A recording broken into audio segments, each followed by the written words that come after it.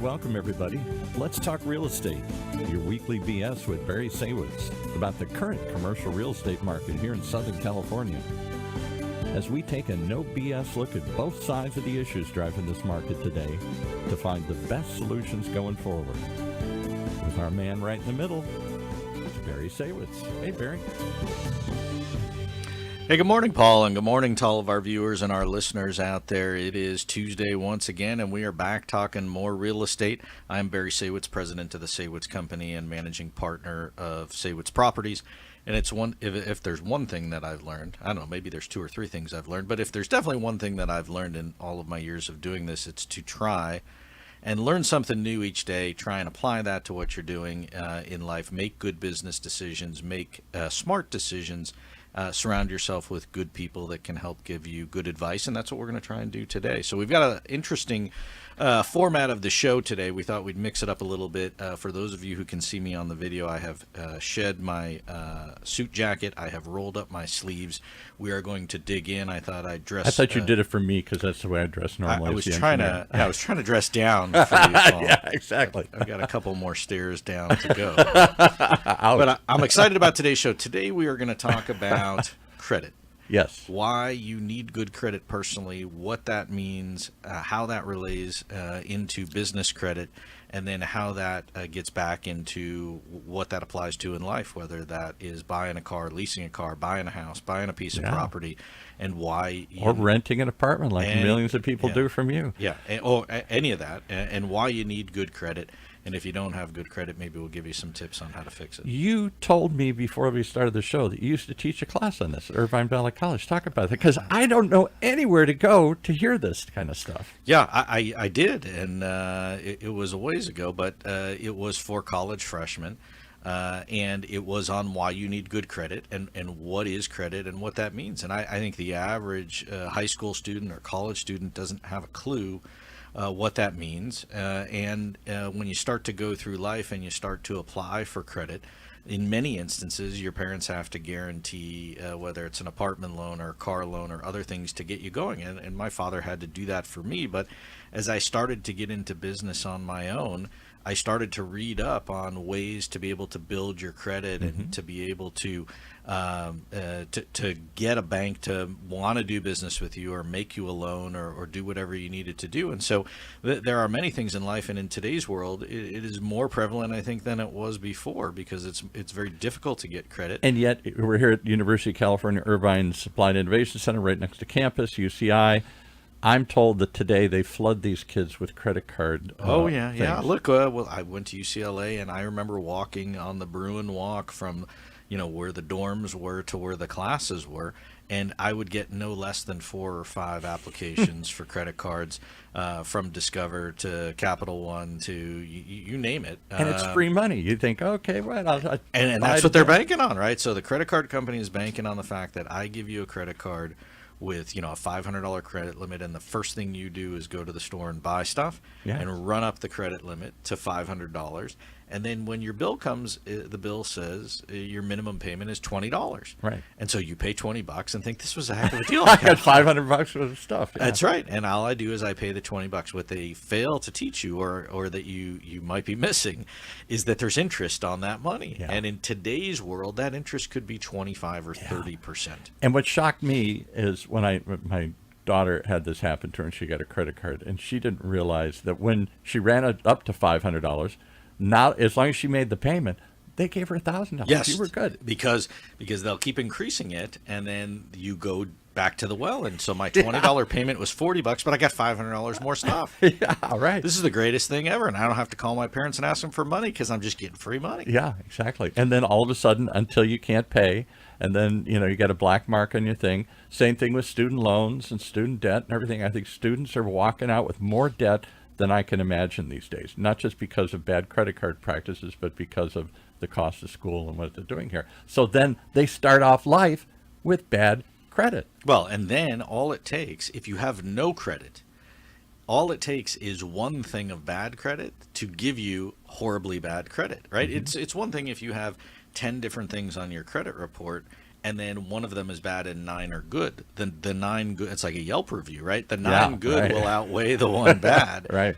But if you only have one thing on your credit and it's bad, your score might be horrible, and you might be, like an F in terms of grading it like a class, A through F. So we had somebody in here. We do a show for the Small Business Development Centers, funded by the SBA to help businesses grow and get started and all these things. And they brought in somebody from Experian, the big credit agency that's based here in Orange County. One of the 3, right? There's TransUnion, Experian, and who's the other one? Equifax, okay. And they track everybody's credit. I don't know why there's 3 of them, and I've never understood why. It's a 3 bureau, and then it melds into what is called the FICO score, which is the combination of the 3 bureaus. And so if we're going to dummy it down for a second, right? We could talk about this all day, and in fact, this was an entire semester's of okay, we're going to cram it into 28 minutes, right?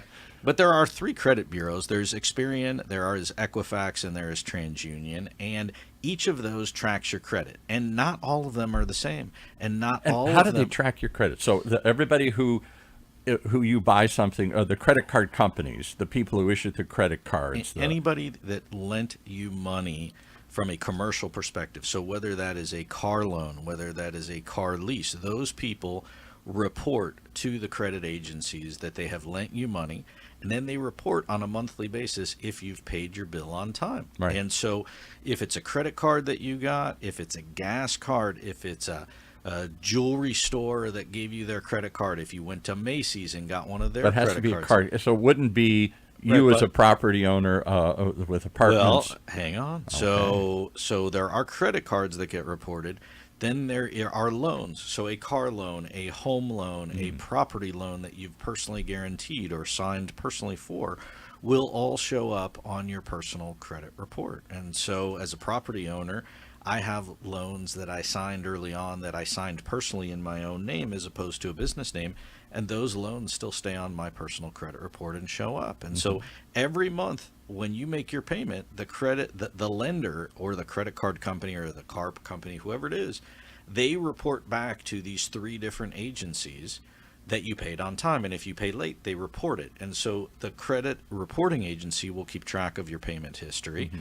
Except that not all 3 credit reporting agencies are exactly the same, and the reports are not all exactly the same. That's what I never understood. Yeah, right. Because the information comes from the person who lent you the credit, right? So, or the loan. And did they report to all 3? It depends. So if well, I don't know, pick it. If Bank of America, if I got a credit card from them, they typically would report to all 3 credit reporting agencies. If I got a credit card from, I don't know, pick another one, Discover, they might only report to Experian and Equifax, therefore it might not show up on my TransUnion report. So if I only run one report, I cannot be satisfied that I have an accurate reflection of what someone else might see.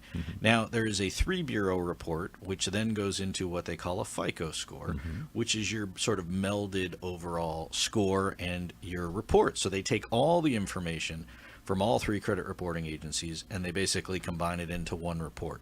And so you'd think that that would be the comprehensive report. Right. And then FICO is an industry term that has come about, which is basically they have a credit score rating which goes from, I think, a low of like 400 to a high of 850. 850 means you have perfect, anything with an 8 in it and you are, A+.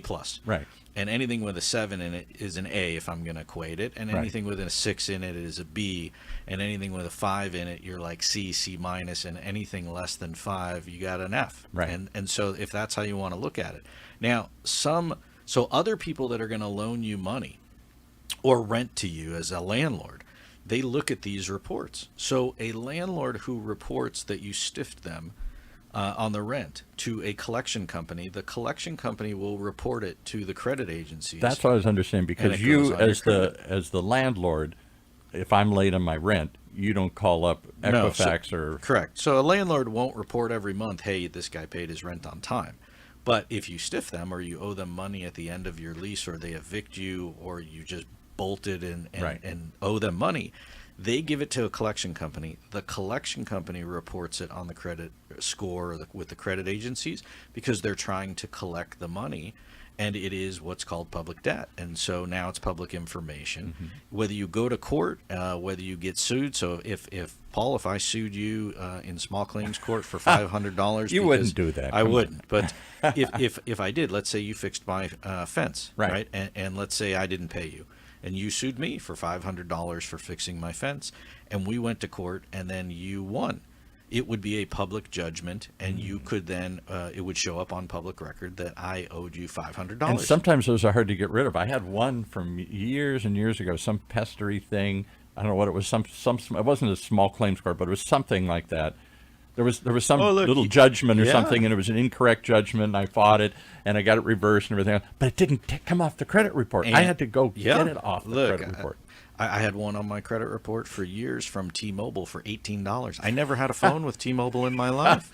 It was just a mistake. So I want to talk about the credit score itself, right? So why do you need to have good credit? Yeah, who cares? Why do you need a good score? Why does it matter? Because if you go to buy a car or lease a car or get credit and your credit is good, they will give you more credit, they will give you a better interest rate, and they will actually make you the loan or give you the credit in the first place. If you have bad credit and you go apply for a credit card from whoever, Chevron, they'll just run your credit. They run the report. They look at it. There's a person that looks at the report and says this person is not worth us giving credit to, and they decline you. I'm gonna be the victim here. I'm gonna share my own personal story here. So many years ago, I thought it was going to be a big shot. This was like 2 years ago. Yeah, I was going to lease a Lexus. And I'd owned a car for a long time. I thought, I'm going to live it up. I'm going to get a car I like. And I had looked at my credit, thought about it, everything, and there were a bunch of little things on there that I had failed to fix or forgot about. Little $18 ones, $50 ones, some other one closed account, didn't pay it off. I got mad and said, screw you, I'm not going to pay the $50. There were 2 or 3 of those on there. So I thought I had good credit. I go through the whole process. I pick the car out, and I go in to sign the deal, and they give me a price, and all of a sudden the guy comes back and says, $100 more a month. Yeah. I said, what? Because you have... Boom, these little dings in there. Nothing big, nothing major. I wasn't bankrupt. I didn't have... And then what do you say? That's not me, right? Though I didn't do that. Yeah. And then what does the guy say? Sorry. Right. And then so that's what winds up happening. I signed a lease for a 4-year lease, and I ended up paying $100 more a month because I hadn't paid attention to what was on my credit score. Yeah. And then I guess I would just tell for people out there, if you pay your bill late, right, there is always a grace period. So whether it's your home loan, whether it's your car or lease payment, whether it's your credit card, you have 30 days to, every 30 days you're wind up making a payment. And then usually there's a grace period, whether it's 5 days, 10 days, sometimes it's another 30 days. But if you're late, then they report it to the credit agencies that it's late. It shows up as a late. So, ding. Right. On the report that other people see, you see the late. And so if you pay late every month or you're a month behind, every month you're going to show a late. So what does that do? Number one, it shows other people that you're not responsible. It shows people you can't manage your finances and you can't pay your bills. As a landlord, I look at I don't look at the score so much, but I look at what is the pattern of history. If you stiffed another landlord, I would just tell you, you have a tough goings in today's market, especially after COVID, of somebody who will not want to do business with you because you stiffed your landlord and didn't make it right. And so that's a big one for us. But people do that all the time. You come in here and talk about it all the time. People just walk away from the lease. But those people, look, it will come back to bite you. I mean, I don't know how else to explain it to you. For people who are out there who care, right? There's one thing to say, oh, I have perfect credit. What does that mean? What that means is if I do go to borrow something, it will be at a cheaper rate. You would get a credit card at 20% instead of at 30%. I learned my lesson. I've never done that, and I think I've got my credits in the mid-7s or something here. Right. So then the question is, well, what do I do, and how do I get good credit? And I would tell you from a business perspective, banks will lend to you. Credit card companies will give you a business credit card. If you want to lease a copier, they run the business credit. If you're a small business, they might run your personal credit, right. In which case they're looking for you to guarantee that Let's talk about payment. That for a second, because the woman from Experian, who is their public outreach, I don't know what they call her, but her job is to go out and try and give classes like you do or to give talks, usually through other things like the chambers or the SBDC, that's who she was here with, and trying to explain people not just how credit works, but how do you make better credit. One of the things that I always was taught that turned out to be 100% wrong is, this is my World War II generation father, pay your debt, pay it off. Don't carry anything. When you get it, something, pay it off. And yet the fact that I paid it off all the time maybe looked good because I was good, but I wasn't using. You weren't right. You weren't I wasn't using building the credit, and so then somebody would look at you, who if you went to apply for a loan, they'd say, "Look, you don't really need a loan from me because you don't have any debt, right? And you're paying everybody else off, and so you're just going to pay me off, and so I don't make any money." Now, keep in mind, I don't make any money. I really don't want to. Well, yes and no. I mean, it depends. Right? So if you go get a credit card, and the interest rate is 25%.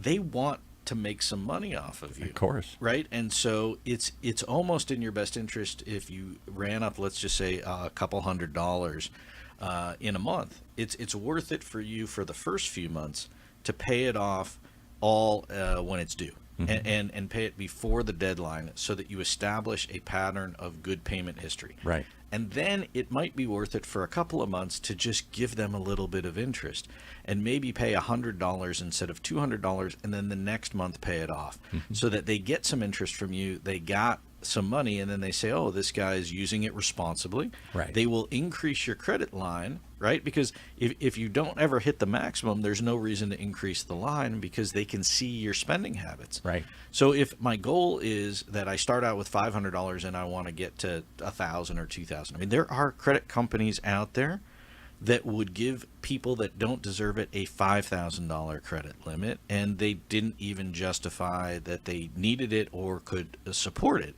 But they'll do it. There are companies out there that'll do it, and then that's where people get into trouble.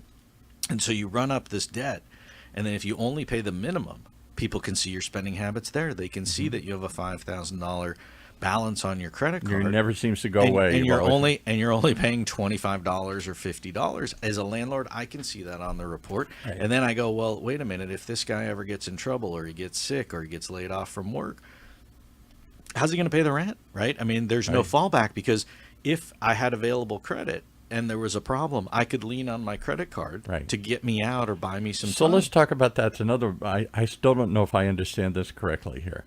After all these years and all these discussions about it here, is it good to have a huge, have 10 credit cards, 15 credit cards, and have big credit limits on all these things, even if you don't ever use them, because somehow that, and in some sense it seems like, then when I do borrow something, it's a smaller percentage of my available credit. Right, but so let's break it down. Right? If we were talking about a class, this applies to young people. This applies to older people who have never done it or are trying to build credit or just go with a new plan. Right.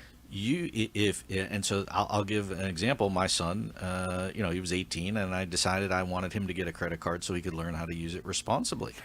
And there are how did that work? Well, so I went to the Chevron station, and they had a thing when I went inside the booth that said apply here for a credit card. And I thought, this will be a good thing. He gets gas, right, for his car, and so he got denied, right? And so why did he get denied? Well, first of all, he didn't have a job at 18. He had no income.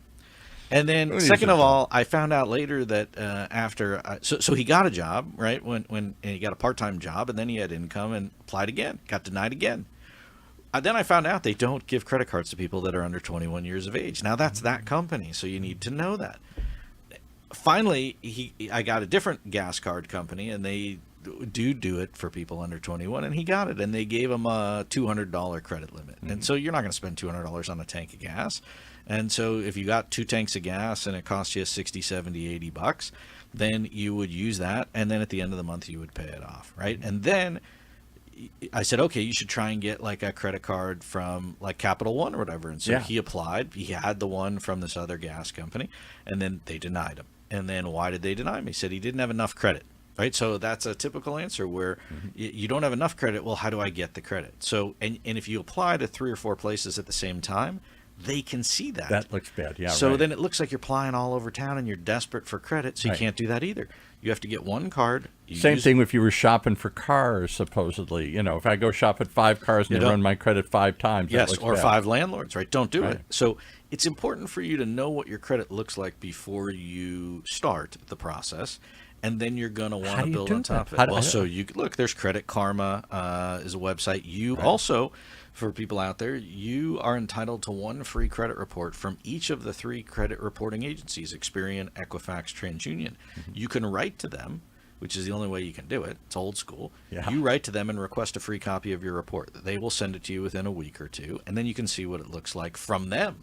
Right? Because again, even if you go on Credit Karma, it's pulling information, but it might not be direct from the source. And I think Experian, that's what she was pitching when she was here. They have something sort of like Credit Karma. Experian has their own Equifax. It's a monthly subscription, so they want you to spend money so that you can monitor, which is not a bad idea. But if you're trying to build the credit, right, you need to see what's on there, and then you need to systematically add to it. So one of the first things that somebody taught me, and I forget who it was that told me or whether I read it somewhere, is I went and got a car loan when I was 22, 23 years old, and I had a job and I wasn't making a lot of money, but I got a car loan, and then they said, look, you should, we're only going to make you a car loan for like 24 months. That was the deal.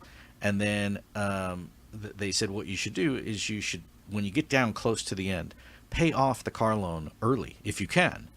Because the bank will love it, because then you're a responsible buyer. And then when you go to get another car, they'll look and you can tell them, yeah, I actually paid the car off early and I paid all my payments on time. They want somebody who's responsible. But don't pay it off in the first month. No. One, you can't. If you could, you don't need the loan, right? Right. So, but you could pay it off in month 23 of month 24 and just pay 2 payments at the end. That would show good faith. So I did that. And then, I went to a bank, and you can go to Wells Fargo, you can go to B of A, and you go in the branch, and they will give you a Visa card or a debit card against your own savings account or your own checking account. So there's no risk. You have money in the bank with them.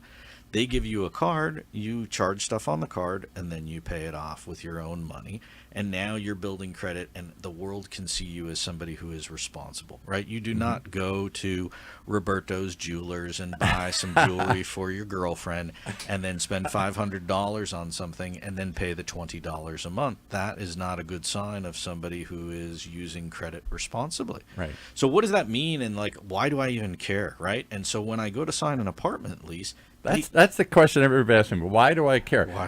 You should care. I cared when I suddenly wanted to get a car. I hadn't leased a car in years, and suddenly I got stuck with a higher bill because I hadn't paid attention to all this little Mickey Mouse stuff. Or they'll decline you. They decline you, right? And so, look, if you're older and you're retired, you have no income. Why would I give you credit? You have no justification that you can pay this back. But I'm also thinking, at some point in your life as you get older, I'm not going to buy anything. I'm probably not going to buy another house ever again. Maybe I'm going to ride this car for the next 10 years or something. I'm going to consume less. Therefore, I'm not seeing any need for great credit. And yet something comes up. All of a sudden you need credit, and oops, there you are. And I got to tell you, you go to get a friends and family at AT&T for your cell phone. They run your credit. Yeah. Right. And if you stiff AT&T on your bill, it goes on your credit report. So when you go to T-Mobile, those are the little ones that I got stuck with. But these are patterns of behavior that someone would look at. So do you think that if you stiffed AT&T and you go to T-Mobile, they're going to actually want to do business with you and be excited? The answer would be no. No different than if you stiffed XYZ property management company down the street and then you come to me and want to rent an apartment, I'd be like, I'm not going to do business with you. I stiffed American Express, I'm sorry to say, 100 years ago over something I got mad at. They challenged something, they didn't do it, and so I said, screw it, I'm not going to pay the last $100 or something here. I'm telling you, to this day, I can't get an American Express card ever again. So then, look, I would just say, if you don't care, I guess it didn't really bother you, and you cheated them out of $100. But I would also tell you that it's not just American Express, because the rest of the world they were can supposed see to that. refund it back to me, though. There was a problem. Right? So let's talk about what happens if you stiff somebody and it goes on your credit and it's bad. It stays on your credit report for 7 years. That's the deal. So if you make your car payment late and then you pay off that car in 2 or 3 years, it's still on your credit. Not a smart move. So it's important to know if there's bad stuff on your credit to try and clean it up. We'll get to that in a second. But it's also important to try and build credit. So part of the issue is, if I got a credit card and I paid it off from credit card company A, then when I apply to credit card company B, they would see that I was being responsible with credit card company A, and they would want to do business with me, and they would give me credit. Now, what is... Because they always give you credit when you don't need it. So in other words, if I'm doing Not well, if you have bad credit, though. I mean, no, I know, but I'm just saying if that's the irony too. Once I get one credit card and I'm paying on time, suddenly 20 others want to. So look, then there's the school of thought, which is I walked in college campus and they have all these introductory offers. I And got 12 credit cards. I got 12 credit cards, all with $500, and then I could spend $6,000. Right.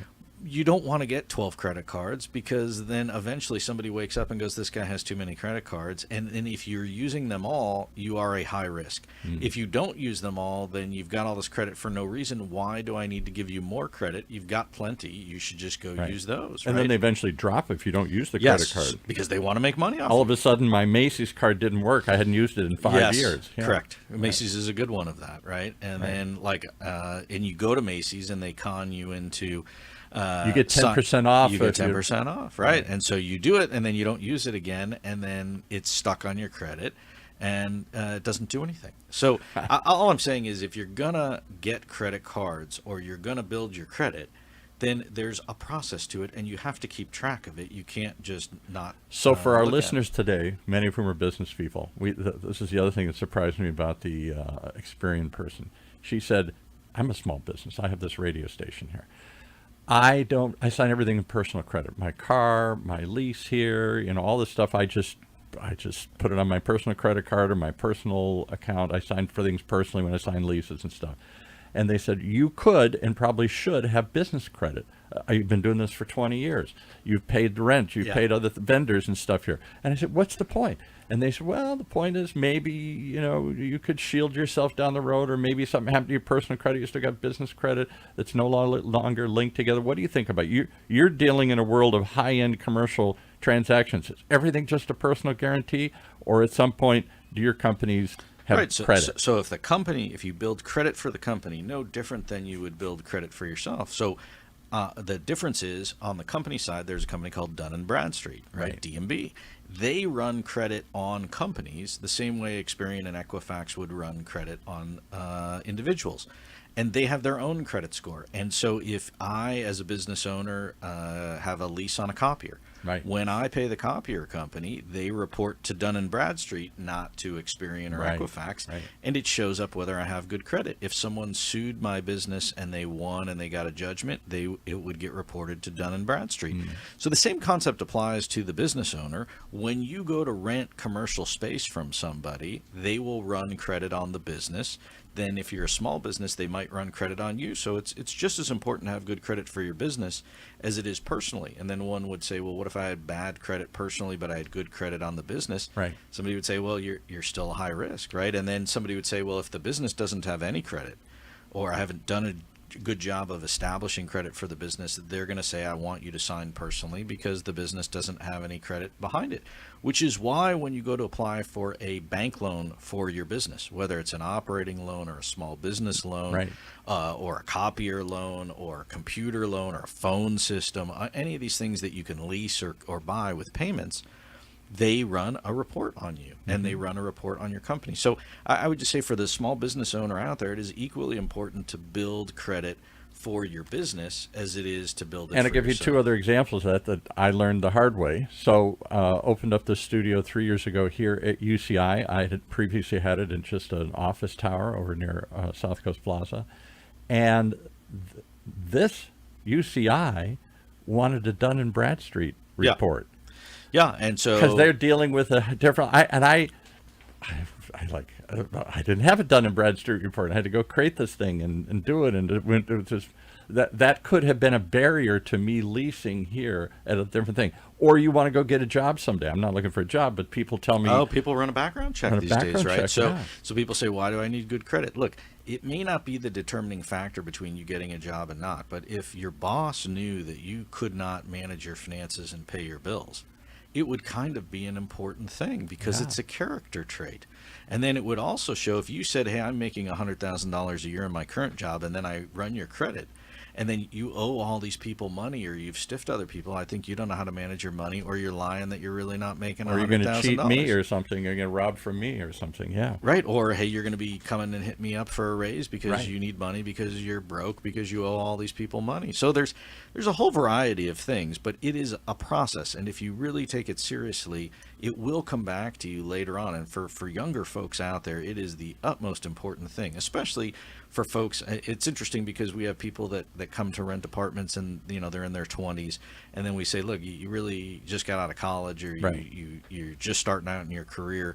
We need your parents to guarantee it. And then I hear all the time, my parents aren't helping me. They don't have any money. They want me to stand on my own. And I go, okay, but you haven't done a good job of trying to stand on your own, and you're not giving me a good comfort level. And if your own parents aren't willing to support you and guarantee the lease, and they're not willing to bet on you, why would I bet on you? Yeah. Right? I mean, you're not helping me. And so it gets back to the whole story. And so So is it that it's a story? It's a story it tells it's a of story. you, whether I'm going to hire you, whether I'm going to rent to you, whether I'm going to lease to you, whether I'm going to give you a loan. All these things. It's part of the story that they're judging you for your character, Yes. for who you are. And I would tell you, look, if you have medical bills and you stiffed your dentist or you stiffed your doctor, they give those bills to a collection company. Yeah. They report it on your credit, and then it stays there as well. You ever get a doctor bill and you never even knew you had it because you thought your insurance company Yes, paid it? I and had one of those, right. Sure, and that happens all the time, and those are honest mistakes. But Right. the insurance company never paid it, nobody told you, and now you got a $100 doctor bill on your credit, I and it's had a messing couple up of your those, right, credit. right. And then you got to call and haggle with them to try and settle the thing to get it off your credit. But even once it's on your credit, it doesn't go away. No, right? sometimes you people gotta need chase them understand down, yeah. But even if you pay it off, like the $18 bill that I had to argue with T-Mobile about, and then I just said, look, this is not worth my time. I'm just going to pay the $18, even though it's wrong. I paid Or what it. I did and say, screw you, and I'm going to pay it at all. And I would tell you that's bad strategy, right? Right. I paid the $18, and it stayed on my credit for years, right? So other people could see it said bad debt, and then it said settled by consumer. So it showed that I settled it so people could look at it and go, look, he did take care of his debts, right? The guy is an honest guy, but it still shows up as bad credit, right? Yeah. And so, look, the worst you could do is you get a car repossessed, or you stiff somebody, or even on the student loans. If you have student loans, they will show up on your credit. And, Yeah. and if you didn't pay your student loans and they're defaulted, they're going to show up. You can't rely on the president or Bernie Sanders to make your student loan go Bernie away. Sanders. Here's another question. Maybe this is too obscure, but we live in Orange County, lots of ethnic communities here, Vietnamese, Persians, Hispanics. And in those communities, sometimes it's hard to get credit because of whatever. But a lot of them, they don't believe in credit. Right, well, Everything's cash. Right, and you can pick a culture, but I mean there are certain cultures that just from the old country or from wherever your parents or grandparents were from, you dealt in cash or commodities, right? And in old times you dealt in gold or diamonds or Yes. jewels, and that's what you traded with. But again, you are here in this society, and this society revolves around credit. And so when you show up to, again, rent a car, buy a car, rent an apartment. show up as a What ghost. if you want to buy a house, right? Yeah. Someday you might want to aspire to buy a house. When you go to get a loan, if you have no credit, they're not going to approve you, right? You have to figure it out, and you have to get a plan. It doesn't mean it's going to cost you money. And it doesn't mean that you have to use the credit cards outside. But they don't want the government to know. Maybe. Well, look, that's a different story. If you're trying to be under the radar screen, then you should have no credit, and then you just don't apply for anything. But for somebody who, at the end of the day, wants to go get a loan, right? When you go to apply for a home loan, they give you a rate based on your credit score, or they decline you. They also will loan you more money if you have better credit than if you don't. Do you charge people more for apartment rent if they have bad credit? You don't do that, but you would charge a bigger deposit, right? And or you would just decline them, right? So sometimes landlords would charge a double deposit versus a single deposit. Did that cost you? Sure, it did. I mean, if your rent's $2,000 a month, that just cost you $2,000 because you had crappy credit. And particularly if you stay there for years, that you're not getting any interest back when they give you that money back or whatever. You just gave them money. And we have tenants that we charged a double deposit on, and they've been with us for years. And you would think they would try and clean up their credit, and then when their lease came up for renewal, they would say, "Look, I've done a good job. I've cleaned up my credit. Can I go back to a 1-month deposit? Can I get?" And I've I've paid you on time, Right. I've established myself. People forget, and then they just forget all leave about the it. deposit there, which is crazy. It's just lost opportunity. Yeah. So, I mean, this is a class that should, in my opinion, get taught in 8th or 9th grade. And it's a whole question And why then- none of us get taught any of this ever anywhere until the School of Hard Knocks knocks on your door and says, oops. And I've talked to smart people that are grown adults that have no clue what they're talking about with respect Oh, to I this. hear doctors and lawyers and everybody have terrible credit. And So, business so people. I would just tell you that, I mean, it should be a GE requirement at every school in the country if I was in charge. But the fact of the matter is that you need to be able to build your credit as time goes on. It doesn't happen in a day. You can wreck it in a day very easily by just not paying your bills. And then you need to monitor it. And you need to check it once in a while so you can see what's on there, because sometimes there's stuff you just don't Serial know. entrepreneurs. We're in a building full of serial entrepreneurs. A bunch of them fail. They suddenly can't pay the rents. They can't pay the employees. They can't pay the copiers that they rented and all that stuff. And they just start all over again, and somehow they magically resurrect themselves. And I think, doesn't that bad credit haunt them? Or have they just figured out a way to tell a better story? Right. Look, it all depends. I'm not going to tell you 100% of the time if you have bad credit, no one will do business with you. But I can tell you that there are many ways that it's going to cost you money over That's the time key, at the end of the day. And so you got, look, here's a couple of tricks of the trade. Go and get one credit card. Use it responsibly. Just charge one or two things and pay it off.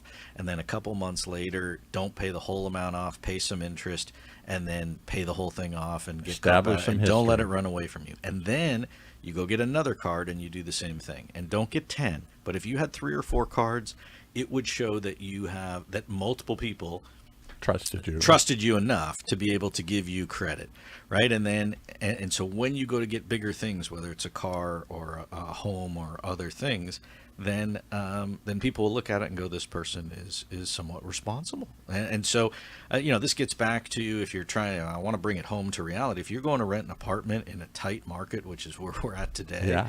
right? Here's some smart tips, right? Write a cover letter, right? Run your credit before you go to apply, right? So I saw an email this morning from someone in the office. They said somebody didn't want to apply because they know they have bad credit. Well, okay. What would you like me to do? Should I just stamp declined on it right now? Should I say thank you? I mean, you've obviously gone to other places where they've run your credit, which is how you know it's bad. And then if you... They're hoping you're the guy that's going to say, I don't care about your Right. credit. So either lie to me and then just don't even bring up the credit, or throw it on the table because you know it's going to be an issue, and then explain around it. Exactly. So, I mean, if you have $100,000 in medical bills because you had a severe medical issue and Car accident, right, yeah. or there's no way for you to get that, explain it. If you have 10 different doctor bills from last month and you just didn't pay them, I mean, why? What's the explanation? Is it I just don't pay my bills, and then somebody else would be like, well, then you're not going to pay me? Because I pay my rent first, but everybody else I stiff. Yeah. Right. Okay. Yeah, I mean, so look, for young folks out there, don't go get all those applications. Maybe just get one and start with that. Don't run it up like crazy. Right. Don't think it doesn't and matter. pay your bill on time, right? It's no different than getting a parking ticket, and if you don't pay it within 30 days, it doubles.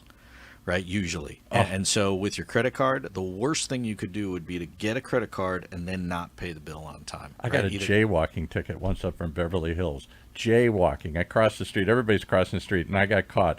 And I threw it in the trash. I laughed. I said, I'm not going to pay this $20, $50 jaywalking ticket.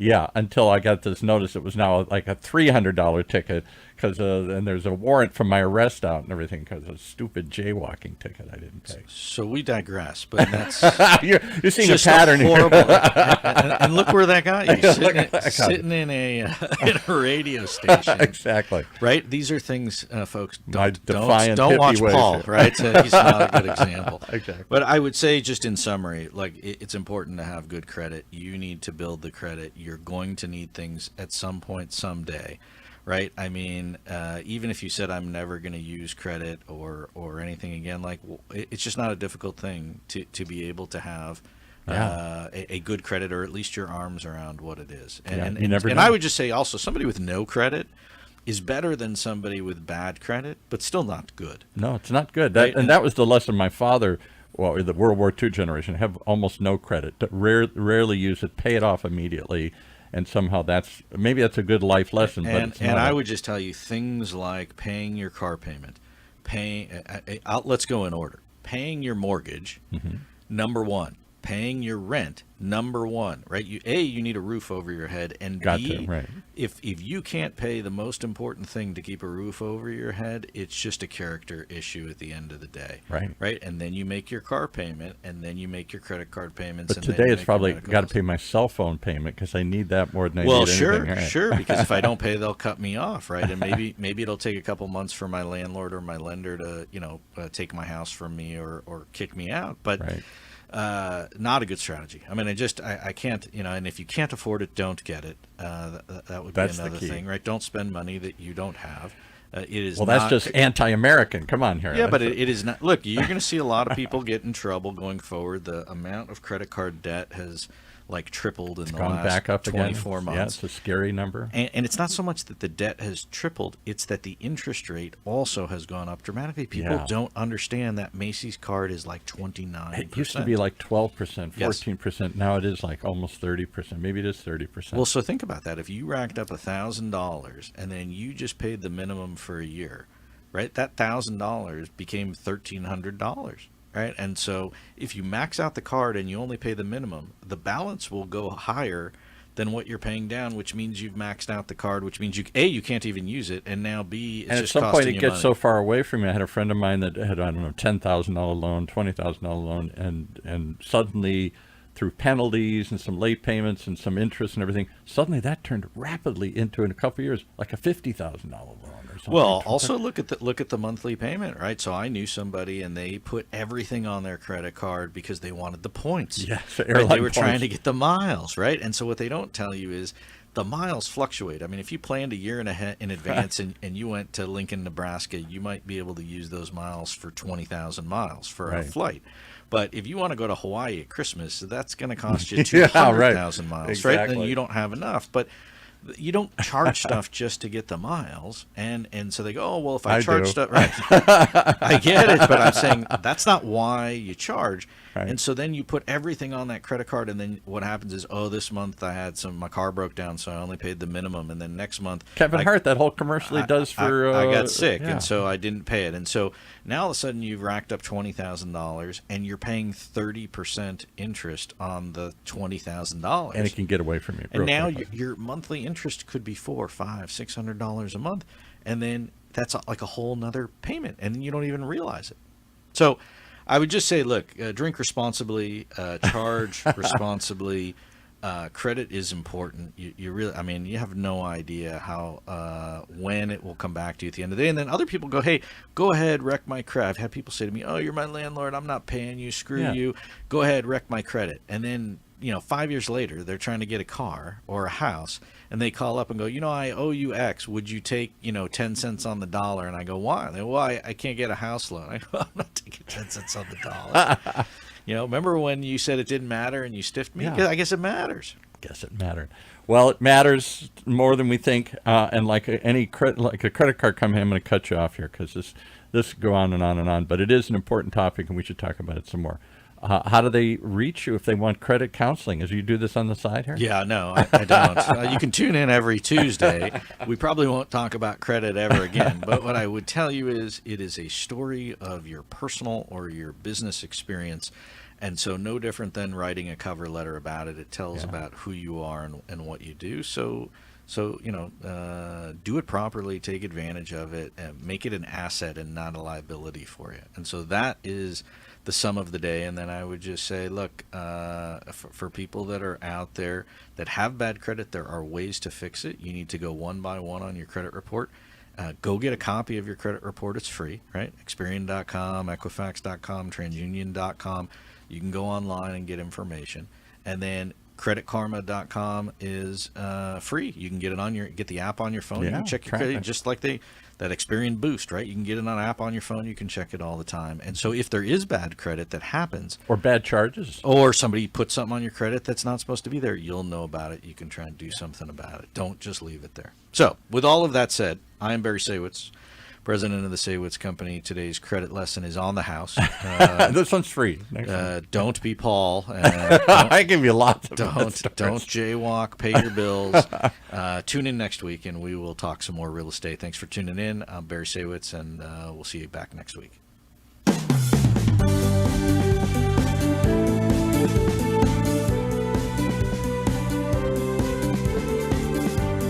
Well, there you have it. You've been listening to Let's Talk Real Estate, your weekly BS with Barry Saywitz about the current state of the real commercial real estate market right here in Southern California. On Orange County's only community radio station, OC Talk Radio, streaming live from our studio here at the University of California